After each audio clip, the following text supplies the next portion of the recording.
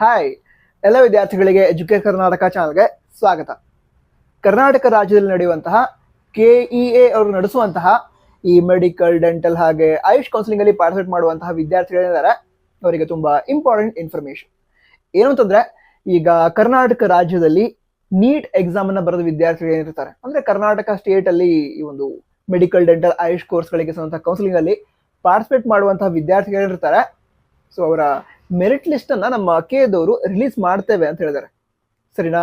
ಈಗ merit list ಅಂದ್ರೆ ಏನು ತಿಳ್ಕೊಳ್ಳೋದಾದ್ರೆ, ಈಗ ಕರ್ನಾಟಕ ರಾಜ್ಯದಿಂದ ನೀಟ್ ಎಕ್ಸಾಮ್ ಅನ್ನ ಎಷ್ಟು ವಿದ್ಯಾರ್ಥಿಗಳು ಬರೆದಿದ್ದಾರೆ, ಸೊ ಅವರ ಡೀಟೇಲ್ಸ್ ಅನ್ನ NTA ದವರು KEAದವ್ರಿಗೆ ನೀಡಿದ್ದಾರೆ.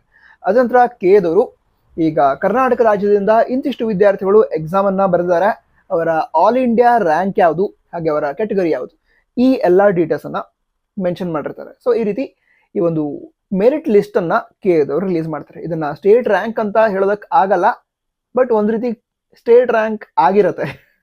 ಸರಿನಾ? ಬಟ್ ಸ್ಟೇಟ್ ರ್ಯಾಂಕ್ ಅಂತ ಹೇಳೋದಕ್ ಆಗಲ್ಲ. ನಂತರ ಈ ರೀತಿ ಮೆರಿಟ್ ಲಿಸ್ಟ್ ಏನಿದೆ ಅದನ್ನ ರಿಲೀಸ್ ಮಾಡ್ತೇವೆ ಅಂತ ಹೇಳಿದ್ದಾರೆ ನಮ್ಮ KEAದವರು. ನಂತರ ಯಾವಾಗ ಬರ್ಬೋದು ಅಂತ ತಿಳ್ಕೊಳ್ಳೋದಾದ್ರೆ, ಅದನ್ನು ಕೂಡ ನಮ್ಮ KEAದವರೇ ಹೇಳಿರೋದು ಈ ಒಂದು ಮುಂದಿನ ಒಂದು ವಾರದಲ್ಲಿ ಬರುವಂತಹ ಚಾನ್ಸಸ್ ಇದೆ ಅಂತ ಹೇಳಿದ್ದಾರೆ. ಅದು ಕೂಡ ಸ್ವಲ್ಪ ಡಿಲೇ ಆಗ್ಬಹುದು, ಬಟ್ ಬರತ್ತೆ ಅಂತ ಹೇಳಿದ್ದಾರೆ. ಬರತ್ತೆ, ಅದೇ ಒಂದು ಒಳ್ಳೆ ವಿಷಯ.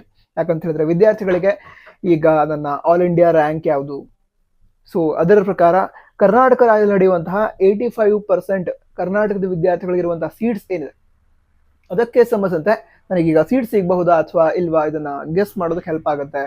ಕೌನ್ಸಿಲಿಂಗ್ ಅಲ್ಲಿ ಪಾರ್ಟಿಸಿಪೇಟ್ ಮಾಡಬೇಕಾದ್ರೂ ಕೂಡ ಈಗ ಯಾವ್ಯಾವ ಕಾಲೇಜ್ಗಳು ನನಗೆ ಸಿಗಬಹುದು ನನ್ನ ಮೆರಿಟ್ನ ಪ್ರಕಾರ, ಈ ಎಲ್ಲ ಡೀಟೇಲ್ಸ್ ಅನ್ನ ತಿಳಿದುಕೊಳ್ಳೋದಕ್ಕೆ ಹೆಲ್ಪ್ ಆಗುತ್ತೆ. ಸೊ ಈ ರೀತಿ ಮೆರಿಟ್ ಲಿಸ್ಟ್ ಏನಿದೆ ಅದನ್ನು ರಿಲೀಸ್ ಮಾಡ್ತಾರೆ. ಅಂದ್ರೆ ಕರ್ನಾಟಕ ರಾಜ್ಯದಲ್ಲಿ ಇರುವಂತಹ ವಿದ್ಯಾರ್ಥಿಗಳು, ಅಂದ್ರೆ ಕರ್ನಾಟಕ ರಾಜ್ಯದಲ್ಲಿ ಇರುವಂತಹ ವಿದ್ಯಾರ್ಥಿಗಳು ಏನು ನೀಟ್ ಎಕ್ಸಾಮ್ ಬರೆದಿರ್ತಾರೆ ಅವರ ಆಲ್ ಇಂಡಿಯಾ ರ್ಯಾಂಕಿಂಗ್ ಹಾಗೆ ಕ್ಯಾಟಗರಿ ಇದಕ್ಕೆ ಸಂಬಂಧ ಡೀಟೇಲ್ಸ್ ಅನ್ನ ರಿಲೀಸ್ ಮಾಡ್ತಾರೆ. ರಿಲೀಸ್ ಮಾಡಿದ ನಂತರ ಆದಷ್ಟು ಬೇಗ ಹೇಳ್ತೀನಿ. ಸಬ್ಸ್ಕ್ರೈಬ್ ಮಾಡಿ. All the best. ಜೈ ಹಿಂದ್. ವಂದೇ ಮಾತರಂ.